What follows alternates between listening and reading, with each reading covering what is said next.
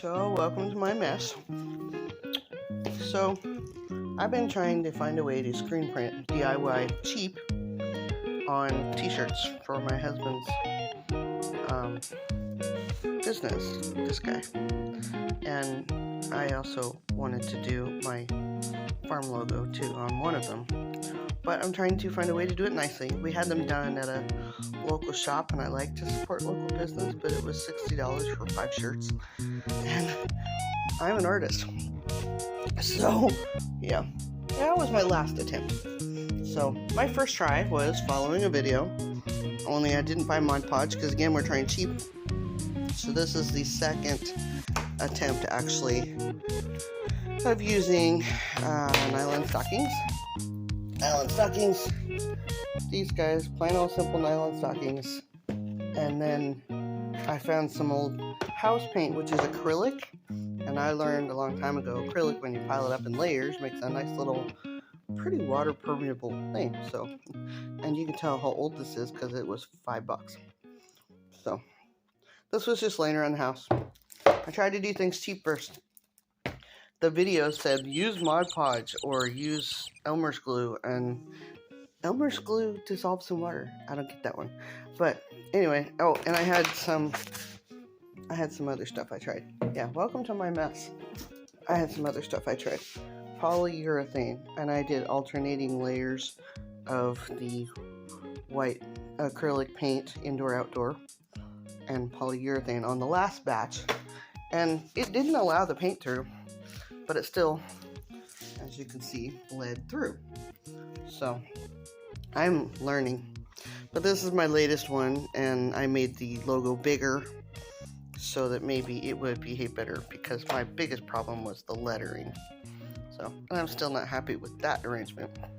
So, I put that aside for now because the other ones I just couldn't get them to come out good. So, and I made a paper stencil for now, and I tried using a sponge for my latest venture on my paper stencil, and it's getting there. It's almost there, but my lettering is still not the most awesome. But I'm getting a passable graphic. I still didn't do my actual graphic is really nice looking, but I brought this down to one color, and this is going to be printed on a black t-shirt. So I brought it down to one color and, made the t-shirt do the black color. So the dude, this is going to be all black, and then there's trees, and I thought really I should take the trees out and simplify this because it is just one color, but Hub says, no, you need the trees. So you can actually read what it says, but it still looks like, we did it in high school. So, my latest attempt, I did some tests. Let me go film that. This stuff is, I saw videos on doing vinyl, and then you could have yourself a stencil forever. So, and I've done stencils on t-shirts before because I used to hand paint t-shirts, and I would do a cardstock stencil on the shirt and then sponge it, and then I would hand paint over top of it. It took a lot longer, but my t-shirts that I did then were kind of like what you would see in a painting. So, but anyway, I broke this one. This was my first test last night. This was a peachy, those plastic peachies that you buy. I think I got it at Dollar General for $1, and I got these things for $1, and these are they're those plastic dividers. It's a little thinner material, but still plastic. Oh, and another thing I tried was nail polish, which it was hard to get the nail polish into the tiny little corners and things. So I bought a set of brushes to ruin, especially just for this. So yeah. Anyway, peachy that's broken. This was my next attempt at making a stencil now instead of a screen print. This is a really cheapo wood burner. So I call it cheapo because it doesn't get real hot. And I think this was $5 or no, maybe it was $12. Things are getting more expensive, $12. And this is a piece of sheetrock from my husband's projects. And so I put the material on there, and as you can see, I burned the letters in there. So that worked pretty well on the plastic. It didn't catch on fire or anything, it just burnt the letters, which that's what I wanted. So I did a quick little test to see, hey, how's this going to behave, right? And so my quick little test with, oh sure, we're stuck in paper. Yeah, that's why I paper down so I don't ruin my kitchen table. I was doing that little stencil, and I forgot, I might have to do this again, but my sponge, I had washed it out and it was kind of water saturated. So I took the fabric paint and did it through the stencil, and it did it. But it did bleed through a little bit, because if you'll see, my letter N is not quite that wide, and you can see little bumps. But still, it did pretty darn good. So I think I'm getting somewhere with the stencil, because it's hard too with the stencil, because when we put too much paint on it, it gets kind of crazy. But this one was my paper stencil, and I was really careful. But see, I got my good crisp lines there, and all I got to work on is this guy. So, and I've done this with spray paint before too, got real nice crisp lines, but you have to go back over and paint it. And see, this is, I could get away with that, but I don't like to pile too much paint on just a stencil, because I'm still learning. So today I'm going to take this peachy bolt that I've cut in half after doing my initial test. Same material as the stuff. It's floppy. I don't know if it's vinyl or not, but it melts when I put the iron thingy on there. So I'm going to go through with that and melt out all of these, burn out all of these parts, and see if I can't make myself at least a permanent stencil. So, okay, I am at my kitchen table. It's the only place I have a plug-in. It's an old house. So, always be safe, kids. Don't do half the stuff I do. And burn the cord. So, see if I can burn this stencil out. I know it'll burn through this plastic. I just don't know if it will burn the plastic without burning my paper stencil. Okay. Ooh, this is quite a bit hotter than it was last night. I let it heat longer. You should probably have ventilation while you do this too, because, you know, burning plastic. Oh look, kitties, I get to stick my fingers down into the stencil really close to the thing. And my paper is trying to stick to the melted plastic. That's not good. Come on. There we go. Okay, that wasn't too hard to dislodge. After I so painstakingly cut out all this paper with a X-Acto blade, I'm gonna have to let the dog out pretty soon.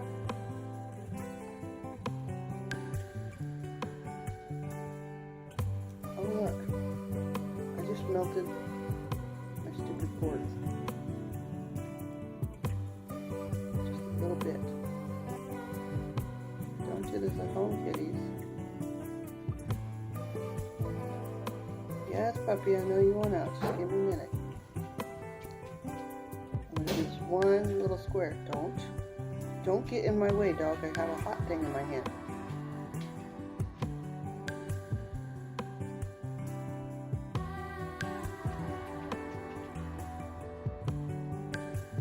You will find that I do all sorts of sketchy crap. Some of it is Well, what's your definition of dangerous? If we don't try new things, we don't find out what works and what doesn't. I think I've got it.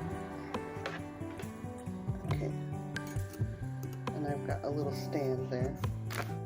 Ah, look at that. I picked up that, oh look, you can see the little logo behind there. I picked it up and I've got a pretty clean edge, mostly. I'm gonna have to fix that obviously. But it's stuck to the thing, so. Alright, my dog wants out, so. Let's see if I can do this without burning myself. Here's my stencil.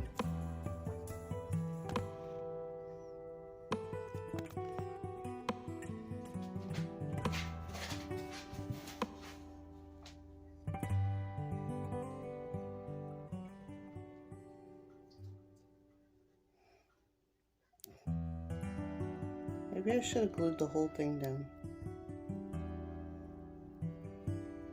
I tried to do a stencil with it last night, and that way I could just do the paint edges, but it didn't come out very well because the plastic, the paint rubs around. Ooh, that's quite a bit warmer than last night.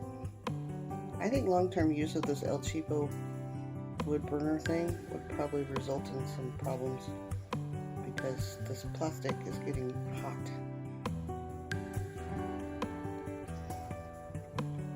and that seems to me to be very unsafe, as is indicative of most cheapo things you find in Dollar General / dollar store, often Walmart, is that they're just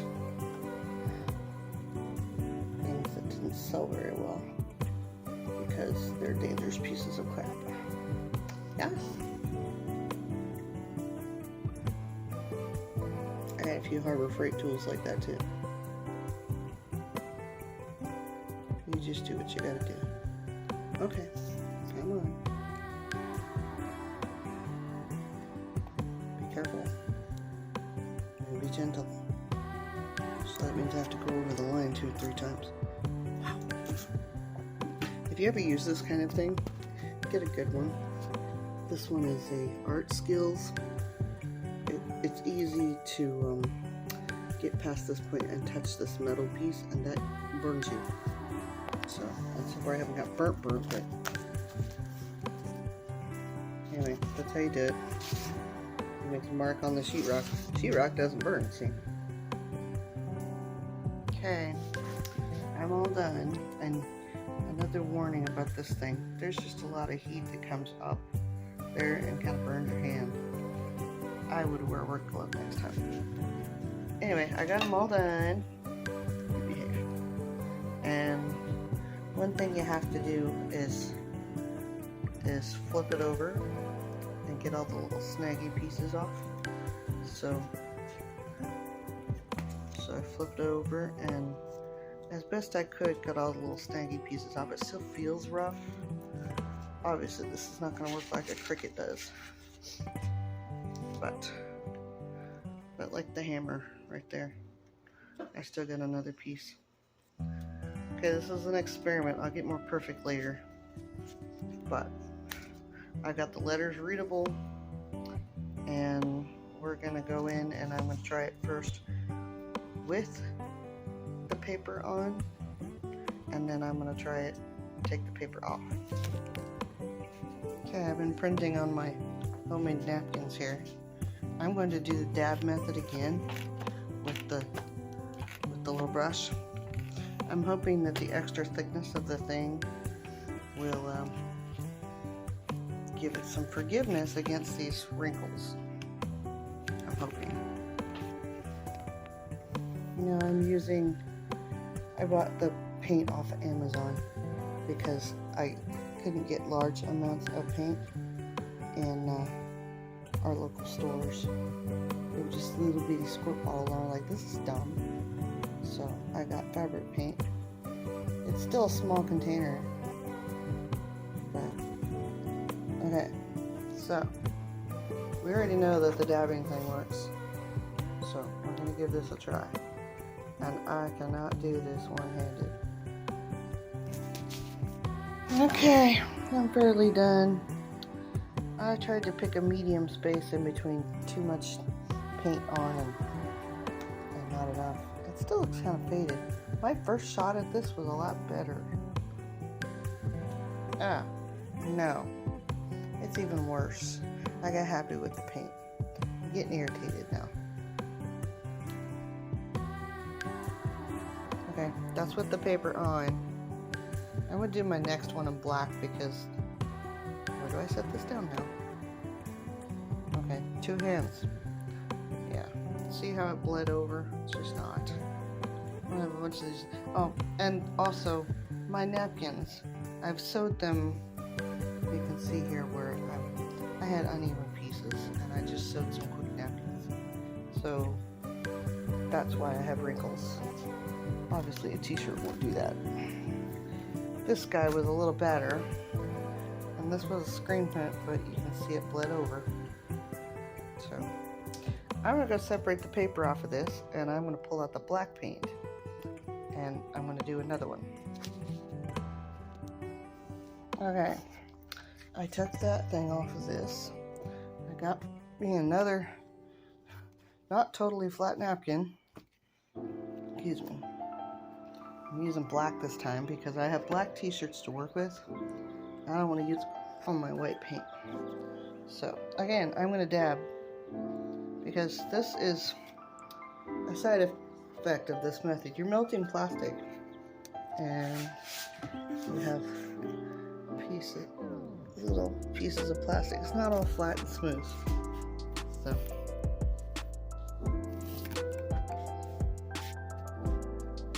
I'm not going to get as happy with the paint this time, but I still can't do it one-handed. So I didn't get a good print. It bled. See the lettering? Well, I looked up on how to water down fabric paint so you could spray it. Guess what? Starting to get very frustrated now. That was the water spray thing. Fail. So I got brave and I printed sort of on one of the good shirts that's for my husband's business with this stencil, and I was doing good based on the one I did with the one for the farm, which was this one. This one came out very thin, which I'm okay with that. It was a delicate stencil, and this one not as delicate, and I sprayed over it with white spray paint. So don't ever do that, by the way. It doesn't work either. I think I have video about that.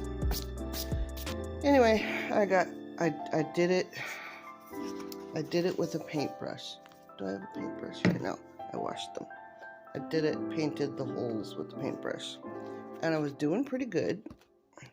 And then I saw layers like this that were pretty dry, and I thought, oh, it's soaked in. I can do another layer. So I got a little happy with the paint, and I had the same bleed through problem. So there's that. Anyway, I'm gonna fix this one. And then we're not going to get happy with the paint anymore. So, we're getting somewhere. I have a workable solution, and I haven't abandoned the silk screen. I'm looking for something that works, and I need to get this done. So I did have a paintbrush. Anyway, the lettering is what makes me the craziest. This is dry. I let it set overnight.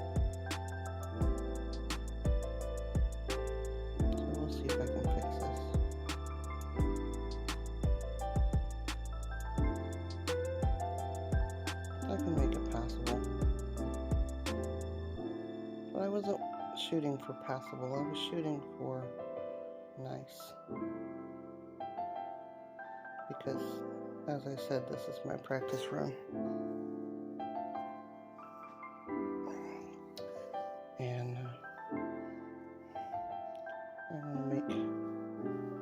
t-shirts that I can sell. Part of my merch.